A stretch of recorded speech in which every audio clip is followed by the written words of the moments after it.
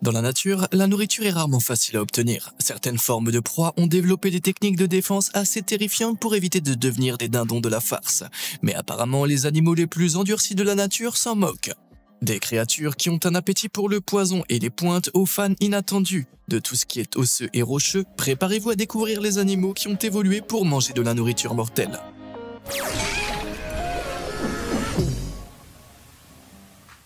Tortue kamikaze. Les tortues sont peut-être l'un des animaux les plus mignons de l'océan, mais ces reptiles ont un régime alimentaire étonnamment dangereux. Et non, je ne parle pas du plastique des océans. La tortue lutte, que l'on trouve dans les océans Pacifique, Atlantique et Indien, mange régulièrement des méduses urticantes, y compris parfois la méduse boîte, qui possède l'un des venins les plus puissants du règne animal. Les tentacules de la méduse boîte sont recouvertes de minuscules cellules remplies de toxines appelées nématocystes, et tout pauvre poisson qui entre en contact avec les tentacules mortels est généralement instantanément étourdi, tué et finalement mangé. Chez l'homme, la piqûre de la méduse boîte provoque une douleur atroce au point de contact, entraînant une chute de la tension artérielle, des difficultés respiratoires et même des crises cardiaques. La tortue lutte, elle, n'a pas ce problème. Grâce à leur peau épaisse, notamment au niveau du bec et à leur carapace blindée, ces tortues peuvent manger des méduses sans avoir à se soucier des tentacules qui s'agitent. Pour plus de sécurité, des centaines de petites saillies épineuses appelées papilles sont alignées tout le long de la gorge de la tortue jusqu'à son intestin. Peut-être que les tortues ne sont pas si mignonnes après tout. Ces épines épaisses, résistantes et semi-molles aident à saisir la méduse et à protéger l'œsophage de la tortue contre les piqûres. Toutes piqûres confondues, même les méduses les plus mortelles finissent par constituer un encas assez sûr pour les tortues luttes. T'as déjà faim? Heureusement, nous avons des tonnes de vidéos à te faire avaler. Alors n'oublie pas d'appuyer sur le bouton j'aime et s'abonner et de faire sonner cette petite cloche de notification pour le dessert. Bon, où est-ce qu'on en était? Des estomacs en béton. Récemment, une nouvelle espèce de mollusque taré a été découverte aux Philippines, connue par les locaux sous le nom d'antingo, avec une caractéristique très étrange. En règle générale, les tarés qui mesurent généralement entre 20 et 45 cm sont connus pour ronger le bois qui se trouve dans l'eau, ce qui a causé de sérieux problèmes aux marins au fil des ans. En 1503, ces mollusques nuisibles ont rongé et coulé au moins 2 des navires de Christophe Colomb qui s'aventuraient vers les Amériques. Mais chose incroyable, l'espèce de tarée récemment découverte se nourrit de quelque chose d'encore plus indigeste que le bois. Leur plat préféré est la roche calcaire. Il est évident que manger des roches serait une mauvaise idée pour l'homme, compte tenu de leur indigestibilité et des risques d'étouffement et de lacération qu'elles présentent lorsqu'elles glissent dans la gorge. Mais il convient de noter que d'autres animaux sont connus pour avaler des pierres afin de faciliter leur digestion. Certains oiseaux, comme les autruches, avalent des pierres et les stockent dans une partie de leur estomac appelée gésier. Le gésier musclé se contracte et broie les pierres contre le contenu de l'estomac pour décomposer leur repas, ce qui compense l'absence de dents. Mais même ces braves oiseaux ne sont pas capables de digérer des pierres. Et même s'ils étaient capables de décomposer le calcaire, par exemple, celui-ci est constitué de carbonate de calcium, un composé chimique qui provoquerait probablement des douleurs d'estomac, des nausées et des vomissements s'il était ingéré en quantité suffisante. Mais curieusement, les tarés ne se contentent pas de creuser dans le calcaire, ils l'ingèrent aussi. Ces mollusques possèdent des milliers de dents plates spécialement adaptées pour broyer le calcaire en morceaux digestes, avant de le rejeter sous forme de sable. Cependant, personne ne sait pourquoi les vers agissent de la sorte, car ils ne semblent tirer de la valeur nutritive du calcium, mais se nourrissent plutôt de bactéries présentes dans leurs branchies. Quel que soit leur raisonnement, si vous recevez des tarés à dîner, oubliez la tarte au citron vert, ces vers ont faim de calcaire. Et dites-moi si vous avez l'occasion de leur demander exactement pourquoi. Vautours mangeurs d'os. Si vous aimez les aliments un peu croquants, vous vous entendrez probablement très bien avec le guapette barbu. Ces oiseaux que l'on trouve au sud de l'Europe, en Afrique et en Asie occidentale ont un régime alimentaire composé de 70 à 90% d'os. Les guapettes barbus raffolent des os, en particulier de la moelle qui se trouve à l'intérieur, en raison de sa teneur élevée en graisse. Ils ont appris à briser de gros os en les transportant à une hauteur vertigineuse de 150 mètres avant de les laisser tomber sur des rochers en contrebas. Les vautours extraient ensuite cette moelle nourrissante et nutritive des morceaux d'os. De plus, ces vautours sont même capables d'avaler des os entiers pour s'assurer d'avoir leur dose de moelle. Alors que les canidés mâchent de temps à autre un peu de cartilage, les os sont indigestes pour pratiquement tous les animaux. Par chance, ces oiseaux aux nerfs solides ont développé un acide gastrique dont le pH est de 0,7, ce qui est extrêmement corrosif. Leur estomac acide aide non seulement à dissoudre les os, mais protège également ces oiseaux et les autres vautours des bactéries nocives comme la salmonelle que l'on retrouve sur des carcasses d'animaux en décomposition dont les vautours se nourrissent. C'est impressionnant, mais il ne faut pas oublier qu'ils doivent d'abord avaler les os. Ce n'est pas pour rien qu'aucun autre animal ne le fait régulièrement. Qu'il s'agisse du risque d'étouffement ou la menace de percer des organes internes avec des arêtes tranchantes, la consommation d'os semble être un repas misérable. Les guiapètes barbus ne s'en soucient pas. Leur gorge élastique est capable de s'étirer pour aider à avaler des restes de toute forme et de toute taille. La paroi interne de la gorge est également plus épaisse que celle d'autres animaux, ce qui empêche toute perforation par des arêtes tranchantes. Long cou et goût inhabituel. Les vautours ne sont pas les seuls à aimer les os.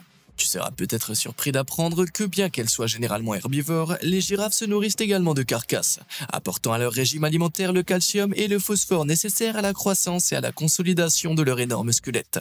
Bien que les mammifères africains à réputation trompeuse n'avalent pas vraiment les os, ils les mâchent et les lèchent, utilisant leur salive pour dissoudre tous les nutriments dont ils ont besoin. Je ne sais pas si c'est plus ou moins inquiétant que d'engloutir les os. Si vous pensiez que les os étaient brutaux, attendez de connaître l'autre friandise préférée des girafes, l'acacia, un arbre mortel. Au fil des ans, cet arbre a développé une défense diabolique pour tenter d'empêcher les animaux de le brouter. Les épines acérées de cet arbre terrifiante peut atteindre 15 cm de long, et à moins qu'un animal ne cherche à se faire une acupuncture faciale, il vaut mieux qu'il ne s'en approche pas trop. Cependant, les girafes ont une solution collante. À l'aide de ses lèvres épaisses et de sa langue longue et flexible, enduite de salive gluante et protectrice, la girafe peut enlever la plupart des épines acérées des branches d'acacia, avant de grignoter les brindilles et les feuilles. Mais la bataille ne s'arrête pas là. L'acacia libère des tanins au goût amer qui peuvent se lier aux enzymes digestives, affectant ainsi la capacité de l'animal à tirer profit de sa nourriture et s'avérant toxique en grande quantité. En 1990, 3000 antilopes sont mortes après avoir brouté des acacias sur le site en Afrique du Sud. Alors, qu'en est-il des girafes? Tu ne te souviens pas que je t'ai dit qu'elles étaient dures à cuire? Leur salive contient des protéines qui se lient aux tanins, neutralisant ainsi leurs effets toxiques. Le seul problème, c'est que toute la salive produite par ces énormes mammifères peut donner lieu à des litres de bave de girafe. Malheureusement, la bave n'est pas le seul liquide corporel grossier à avoir une utilité vitale, mais étrange pour les girafes. Leur urine a des fonctions encore plus étranges.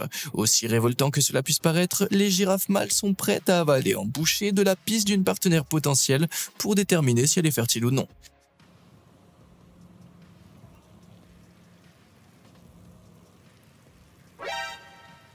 Ouais mon pote, je pense que je ferai la même tête dans ta situation. Aussi drôle que cela puisse paraître, cette mouille hilarante est en fait le moyen pour la girafe d'aérer l'urine pour mieux l'analyser. Courtiser une girafe non fertile qui n'a aucune chance d'avoir une descendance serait un gaspillage d'énergie trop important. Il est donc plus rapide de se contenter d'une gorgée d'urine pour tester l'ovulation. Et on dit que la galanterie est morte. Apéro piquant. Les girafes ne sont pas les seuls animaux à ne pas se lasser des choses pointues, qu'il s'agisse d'urine ou d'os. L'anguille loup, au nom menaçant, adore manger des oursins. Si vous ne le saviez pas, les oursins sont entièrement recouverts d'épines protectrices, souvent dotées d'un coup de pied venimeux, pour éviter de devenir le repas de quelqu'un. Pour les anguilous qui parcourent les eaux des océans Pacifique et Atlantique, ces épines ne les effraient pas. Elles sont capables de manger ces épines en partie grâce à leurs grandes lèvres gonflées qui atténuent le choc des épines et permettent à leur puissante mâchoire de croquer la couche extérieure coriace de l'oursin pour en extraire la chair. Tout cela est facilité par leurs dents énormes et intimidantes qui tapissent également leur gorge pour une meilleure adhérence et une plus grande puissance de broyage. Ces étranges dents de la gorge permettent également de transformer facilement les épines d'un oursin, qu'elles soient venimeuses ou non, en une fine poudre, évitant ainsi toute mauvaise surprise lors de la digestion. Si on considère que cette créature s'amuse à manger des sphères de mort hérissées, il vaut mieux s'assurer qu'aucune partie de soi ne se trouve jamais à proximité de la bouche d'une anguille loup. Festin fatal. Lorsque vous pensez à un encas savoureux, je suis sûr que les tritons ne sont pas en tête de votre liste. La couleuvre d'Amérique du Nord, en revanche, se nourrit fréquemment de tritons, surtout lorsqu'il s'agit de la variété à peau rugueuse. Or, cet amphibien n'est pas seulement désagréable à manger, c'est aussi un encas extrêmement dangereux. Ce triton nuisible renferme un poison, la tétrodotoxine ou TTX, dans les glandes de son cou. Un seul triton à la peau rugueuse peut contenir jusqu'à 15 mg de cette substance, et il suffit d'1 mg de toxine pour tuer un être humain. La TTX se lie aux membranes à l'intérieur des cellules corporelles appelées canaux sodiques, interférant avec la transmission des signaux des nerfs aux muscles. Cela interrompt la capacité à contrôler les impulsions nerveuses pour effectuer des actions, comme la contraction des muscles. Lorsqu'elles sont consommées, même de petites quantités de TTX peuvent entraîner des vomissements, des diarrhées et une paralysie extrême. On pourrait penser que cela suffit à décourager des couleuvres, mais ce n'est pas le cas. Mais comment peuvent-elles donc savourer cet encas interdit? Pour combattre ces toxines, la forme du canal sodique de la couleuvre s'est modifiée au fil de l'évolution. Ainsi, le TTX ne se lie pas aussi facilement à leur canaux sodiques, ce qui renforce la résistance du serpent à la toxine. Il faudrait environ 100 mg de TTX pour mettre la couleuvre en danger, ce qui équivaut à 7 tritons entiers d'affilée. Par conséquent, à moins que ces serpents glissants n'abusent d'un buffet de tritons à peau rugueuse, ils se concentreront de ces friandises toxiques. Mais les tritons ne sont pas les seules friandises mortelles qui peuvent plaire aux serpents. Certains serpents ont été vus en train de manger, eux-mêmes. Oui, vous avez bien entendu. Les serpents étant des animaux à sang froid, ils ne sont pas capables de réguler leur température corporelle par la transpiration ou l'allaitement. Ainsi, un serpent qui cherche à bronzer peut rapidement surchauffer, ce qui affecte le fonctionnement de son cerveau et le rend confus. En conséquence, ils deviennent parfois excessivement affamés et confondent leur propre queue battante avec une proie. S'ils ne se calment pas et ne reprennent pas leurs esprits, les serpents peuvent se dévorer jusqu'à la mort, soit par perte de sang, soit par infection, soit par étouffement. Le reste, c'est son histoire. La vengeance du rat. Les serpents ne sont pas les seuls animaux à développer un appétit pour les amphibiens mortels. Le racali, également appelé radeau, est connu pour faire un repas de crapauds de canne empoisonnés. Si un humain mangeait l'un de ces crapauds, le poison ingéré, appelé bufotoxine, provoquerait d'abord des vomissements et des diarrhées, et dans l'heure qui suit, des symptômes s'intensifieraient. Le cœur peut commencer à battre de manière irrégulière, ne parvenant plus à pomper le sang dans le corps, ce qui peut s'avérer fatal. Le crapaud géant n'ayant été introduit en Australie qu'au siècle dernier, de nombreux animaux indigènes ne se sont pas non plus adaptés à ces pouvoirs vénéneux. Par exemple, depuis l'introduction des crapauds de canne dans les années 1930, la population de varans à taches jaunes, un prédateur des crapauds de canne, a chuté de 90% parce qu'ils se nourrissaient fatalement de crapauds empoisonnés. Mais contrairement à ces lézards, les rats de racali originaires d'Australie ne se laisseront pas faire sans se battre ou sans se régaler. Ils ont mis au point une méthode ingénieuse pour se régaler de ces crapauds diaboliques sans les effets secondaires mortels. Je vous préviens, ça va devenir un peu hard. Pour se régaler, les radeaux retournent les crapauds avant de leur ouvrir la poitrine avec leurs dents. Ils ciblent ainsi les parties les moins toxiques des crapauds en enlevant et en mangeant leur cœur et leur foie. C'est en quelque sorte la version naturelle de l'opération. De cette manière, les radeaux évitent d'ingérer trop de bufotoxines, qui se trouvent principalement autour des glandes du cou et sur la peau. L'expression « manger son cœur » prend alors tout son sens. La musaraigne alcoolo. Les repas dangereux de la nature n'ont pas tous l'air dangereux à première vue. Prenons le cas du palmier de Bertam. Cette flore que l'on trouve dans les profondeurs de la forêt tropicale malaisienne ne semble pas trop dangereuse, n'est-ce pas? Mais attention, le puissant nectar des fleurs de cet arbre est capable d'intoxiquer l'homme, mais pas de la même manière que ce que nous avons jusqu'à présent. Les fleurs du palmier de Bertam contiennent naturellement des populations de levures, et ces levures fermentent le nectar du palmier, qui finit par avoir une concentration d'alcool de 3,8%, la même que celle d'une bière légère. La musaraigne arboricole à queue courte raffole de ce nectar alcoolisé, et bien qu'elle ne pèse que quelques kilos, elle boit l'équivalent, ajusté à son poids minuscule, de 10 verres de vin par nuit. Si un être humain consommait autant d'alcool que la musaraigne à chaque soir de chaque nuit, il souffrirait rapidement de maladies de foie, d'insuffisance cardiaque et d'empoisonnement à l'alcool, et pourrait même en mourir. Les musaraignes ne sont pas perturbées pour autant et recherchent le nectar piquant et levuré en raison de sa teneur élevée en sucre. On pourrait penser que le comportement alcoolisé des musaraignes à queue noire les amènerait à trébucher dans la jungle ou à envoyer des SMS à leurs amoureux. Pourtant, les petites musaraignes ne montrent aucun effet néfaste de l'ingestion du nectar alcoolisé, ne semblant même pas s'enivrer. Quel est donc leur secret? C'est la capacité des musaraignes à modifier efficacement les toxines de l'alcool en substances moins toxiques. Les musaraignes transforment une grande partie de l'alcool qu'elles ingèrent en un sous-produit de l'alcool non intoxifiant appelé glucuronide d'éthyle, ou ETG, qui se retrouvent dans leur fourrure. Il s'avère qu'elles sont beaucoup plus efficaces que d'autres mammifères, comme nous. Ainsi, les poils de la musaraigne arboricole à queue noire contiennent 30 fois la quantité d'éthylglucuronide qui se présente chez un humain ayant consommé de l'alcool de manière excessive. Et nous étions en train de penser que les humains avaient le monopole de la consommation d'alcool. La musaraigne à queue noire alcoolique, voilà une vraie fêtarde. Gueule XXL. Comment aimez-vous vos œufs le matin? Avec un baiser, à la coque, brouillé? Probablement pas avalé entier. À moins que vous ne soyez un serpent mangeur d'œufs. Oui, ces reptiles édentés se nourrissent exclusivement d'œufs et avalent leur repas en entier, même lorsque l'œuf est 4 à 5 fois plus large que la bouche du serpent. Les mâchoires du serpent ne sont pas soudées comme les nôtres, mais reliées par un ligament élastique, ce qui permet à leur bouche de s'ouvrir à 150 degrés. C'est ensuite un lent processus qui consiste à forcer leur corps extensible sur l'œuf. Regardez.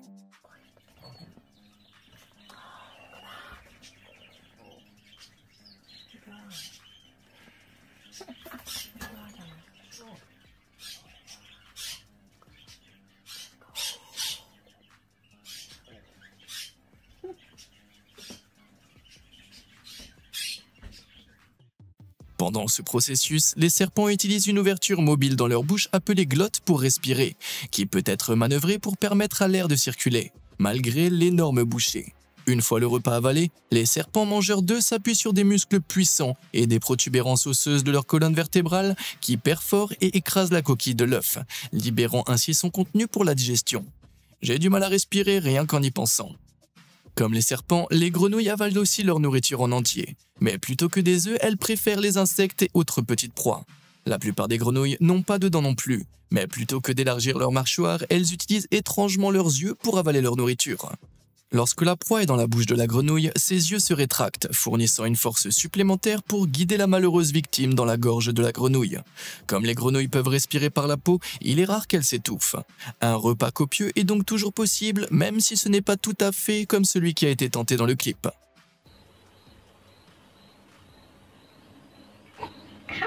Oi. Oi. No. No. Really? Mais dans le cas où une grenouille avalerait quelque chose de trop gros ou quelque chose qui s'avérerait toxique ou gênant, les amphibiens ont développé une réaction incroyable. Oubliez les vomissements, les grenouilles et les crapauds d'ailleurs éjectent tout leur estomac. Leurs pattes avant éliminent la proie indésirable avant qu'elle n'avale à nouveau leur estomac, et tout cela parce qu'elles n'ont pas la capacité de vomir au sens classique du terme. J'y avais jamais pensé auparavant, mais je suis bien content que nous les humains puissions vomir sans avoir à subir ce que font les grenouilles. Mais les reptiles et les amphibiens ne sont pas les seuls à disposer d'outils uniques pour gérer leur énorme appétit. Le poisson à valeur noire, que l'on trouve à plus de 4 km de profondeur dans l'océan Atlantique, est le véritable roi des buffets à volonté. La nourriture est si rare dans les grands fonds que lorsque la valeur noire mange, il doit se régaler. Avec ses grandes mâchoires flexibles, il avale de gros poissons entiers dans un estomac si extensible qu'il peut ingérer des aliments 2 fois plus gros que lui et 10 fois plus lourds que lui. Malgré cela, ses yeux sont parfois plus grands que son ventre, et ce n'est pas peu dire. Parfois, des proies déterminées peuvent mordre ou percer des trous dans l'estomac mince et extensible de la valeur noire, tuant ainsi le poisson gourmand. De plus, s'il mange un repas trop copieux, le poisson à l'intérieur de l'estomac peut se décomposer avant que la valeur n'ait eu le temps de le digérer.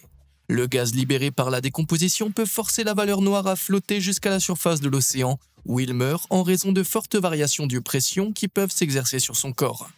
Parfois, on a vraiment l'impression que l'évolution, ou Dieu, peu importe, n'a qu'à moitié fait son taf pour certaines créatures terrestres, et marines d'ailleurs.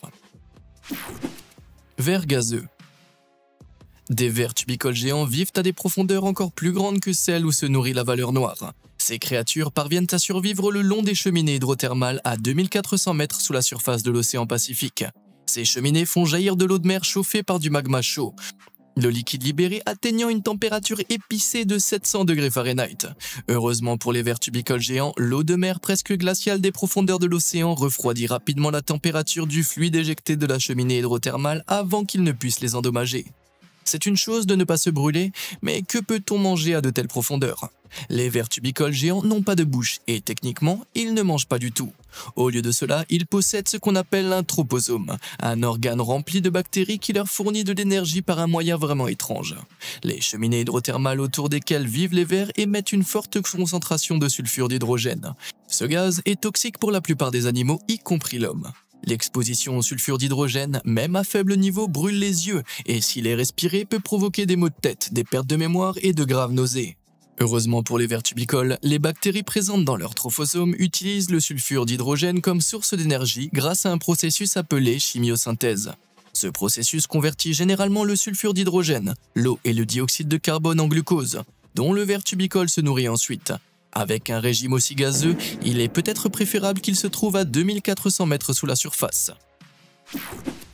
Un snack dangereux. Avec leur allure adorable, on ne s'attendrait pas à ce que les koalas suivent un régime mortel. Pourtant c'est vrai, et tout se résume à l'eucalyptus. Pour la plupart des animaux, se régaler de feuilles d'eucalyptus n'est pas un risque à prendre. Les feuilles de la plante contiennent de l'eucalyptol, une substance qui, sous sa forme pure, est mortelle pour l'homme à des doses aussi faibles que 3,5 ml. Étant donné que les koalas consomment environ 500 grammes de ces feuilles par jour, on peut espérer qu'ils ont évolué pour ingérer les feuilles toxiques. Et techniquement c'est le cas, mais c'est un peu plus compliqué, et franchement étrange que cela.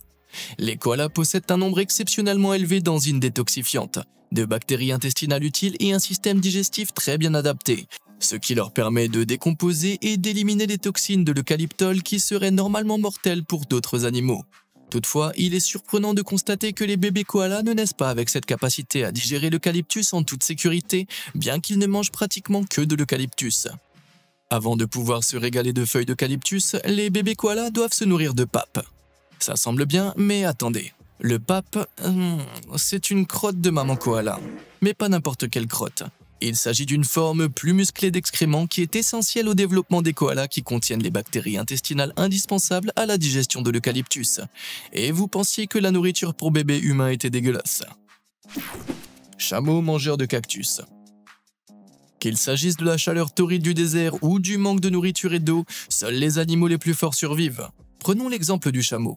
Non seulement ces animaux têtus sont capables de résister aux rayons féroces du soleil du désert, mais ils ont évolué pour trouver de la nourriture là où il n'y en a apparemment pas. Mais il y a de la nourriture en effet, à condition que, comme le chameau, vous soyez heureux de manger des cactus à pointes acérées. La menace de se faire transpercer le visage par des épines de 15 cm suffit à dissuader la plupart des animaux de s'attaquer à ces plantes grasses. Mais les chameaux sont parfaitement adaptés à ce type de plantes. Leur bouche est pleine de papilles en forme de cône, un peu comme celle des tortues luttes. Pour les chameaux, ces papilles souples et résistantes empêchent la plupart des épines de cactus de percer les parties les plus tendres de leur bouche. Lorsqu'ils mangent des morceaux de cactus, les chameaux les orientent sur le côté de leur bouche au lieu d'essayer de les avaler directement, ce qui rend les épines acérées beaucoup plus faciles à digérer. C'est tout de même beaucoup de travail et si une occasion de manger plus facile se présente, le chameau en profitera pleinement, comme vous pouvez le voir dans le clip suivant.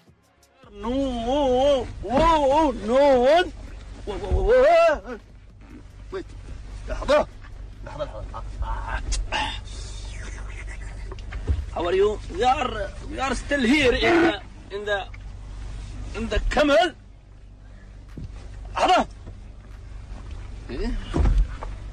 Ça peut sembler un peu grossier, mais c'est certainement plus facile que la cuisine de cactus. De plus, s'il n'y a pas d'humain avec des miches de pain aux alentours, un cactus du désert fera parfaitement l'affaire. Malheureusement, tous les animaux n'ont pas développé de techniques aussi ingénieuses pour manger des cactus. Prenons l'exemple des chats. Bien qu'il n'ait aucune raison d'essayer, d'innombrables chats ont été vus par leurs propriétaires en train de grignoter des cactus. Si vous apercevez votre petit ami félin en train de goûter un cactus, ne vous inquiétez pas trop. Il s'agit probablement d'un animal qui s'ennuie et qui teste de nouvelles textures pour s'amuser. Mais pour plus de sécurité, veillez à ce que votre chat ait de nombreuses sources de stimulation mentale à sa disposition et gardez vos cactus hors de portée. Juste pour être sûr que votre adorable chaton aux aspirations de chameau ne se fasse pas grignoter par un miaou hérissé. Lequel de ces régimes mortels de ces animaux vous a le plus choqué? Dites-le moi dans les commentaires ci-dessous. Et comme d'habitude et jusqu'à la prochaine fois, merci de nous avoir suivis.